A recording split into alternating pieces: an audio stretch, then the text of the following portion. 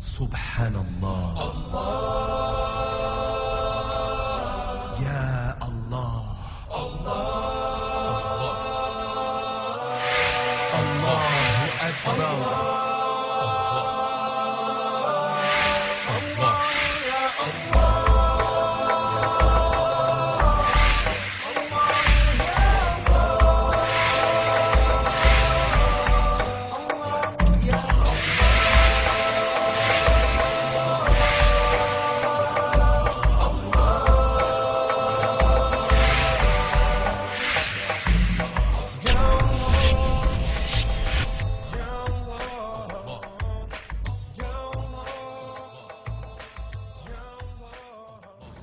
Assalamu alaikum, and welcome to the World of Islam, coming to you from Houston, Texas, in the United States of America.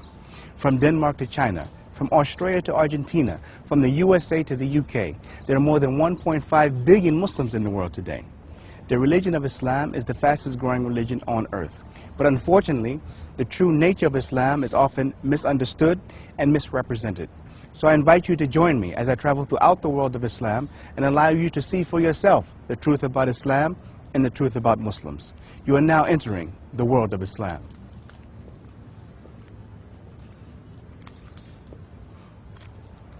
Assalamu alaikum, and welcome back to the world of Islam. Our travels through the world of Islam have brought us to Houston, Texas, and I'm here in the Islamic Society of Greater Houston in the masjid here, and I'm joined by one of my brothers in Islam, Brother Mujahid Fletcher. Assalamu alaikum. Wa alaikum assalam. And welcome to the program, and thanks for agreeing to spend some time with us. Thank you for having me. And as we begin, Akhi, just tell us a bit about yourself and your background. I'm originally from South America, from Colombia. My parents migrated to America when I was 8 years old. My father is originally an engineer. He was an instructor, a national instructor in agriculture in Colombia. When I came at the age of 8 years old, at that point in time my family was all Catholic. Over a period of time and growing here in the United States through the educational school system, we encountered much of what we live here is what we live here as a youth in the environment of drugs, gangs, and violence. Many people don't realize when they come to America that in the educational school system sometimes, due to maybe the movies and the music, there's an environment of gangs and drugs and so on. So I would say I grew up in that environment. And at the age of 13, I actually became a gang member of a gang here, a well-known gang here in Houston, mainly composed of Spanish people. And by the age of... But I'm saying, you know, because unfortunately, like in these rap videos and movies, this being in the gangs is glamorized, you know? Exactly. What's the reality of that type of life? I mean, being that you have some experience that maybe some of our young brothers can listen to you, and you know, and you can kind of take the shine of the things which take place in those gangs. Whenever a movie came out called New Jack City, actually originally from New York, the glamorization of drug selling and having money and being in a specific brotherhood, to say, like a drug ring or drug operation, this sort of set a stage for a fantasy for a lot of kids that we can say just don't have anything to do with their time that's productive. Whenever the youth gets out of school, their parents are mainly working. So whenever the youth come home, they don't have anyone to supervise them. So from the time that they get home, about 3 o'clock until 6, it's open reign for everything. So there's get-togethers here and there, and all they have to do is just consume something that takes them out of that boredness, which is alcohol and drugs, and watch these movies. And so in the midst of that, they get tangled up in a fake reality, and then they try to imitate that reality without really knowing. And then when they jump in their car, they listen to the music, and it's complementary to what they're seeing in motion pictures. And so they start acting like someone who they're not.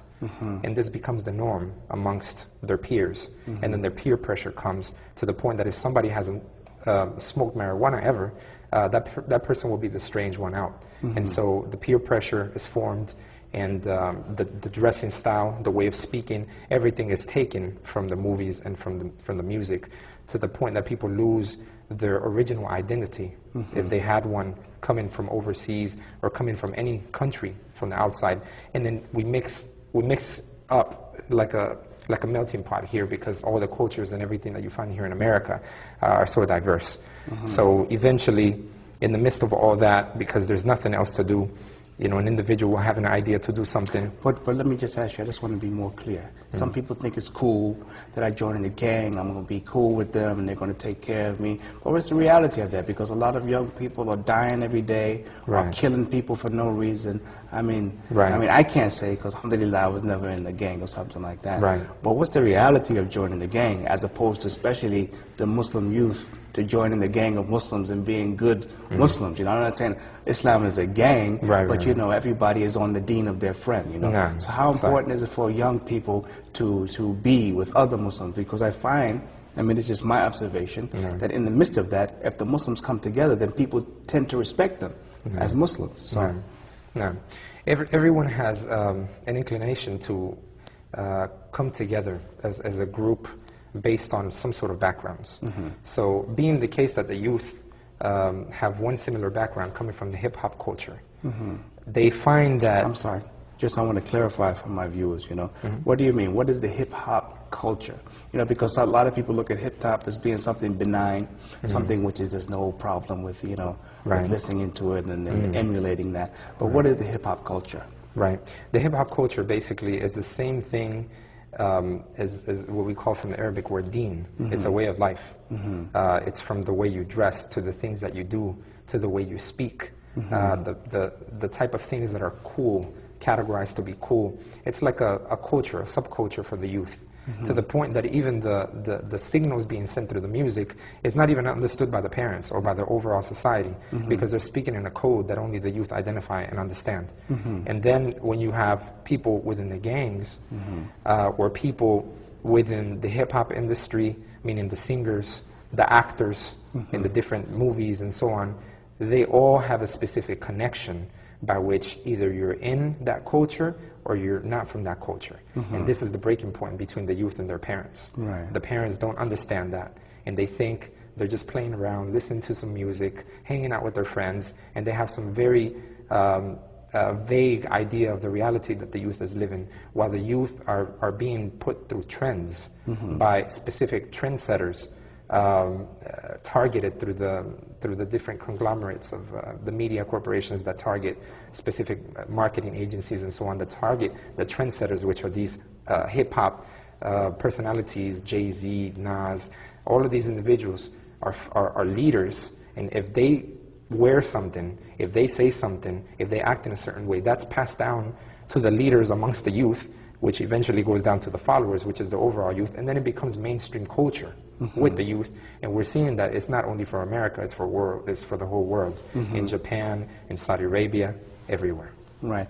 And you said that the message of this music is not just something that people are listening to, but it's actually things which people do. It's like a way of life, like you said before. So it's not something which is just harmless, but you know, the things they are saying, people actually go out and try to do. Exactly. And one of the main reasons why I would say that this happens is because these singers, or the hip-hop artists, they understand the reality of the youth. So when they go and purchase a CD or they listen to something that individual said, whether it's Tupac, whether it's Dr. Dre, any of them, they have a way of communicating with the youth directly because they're speaking their same language. So when the parents come and tell them something, you know, why don't you study, you know, do something with your life, what is it that you're doing? To them, it's like blah, blah. They don't really understand all that. So let me ask you now, coming from that background and having experience in that, how did that lead you to start to study about Islam? Or when did you first become aware of Islam as a religion and start to study it?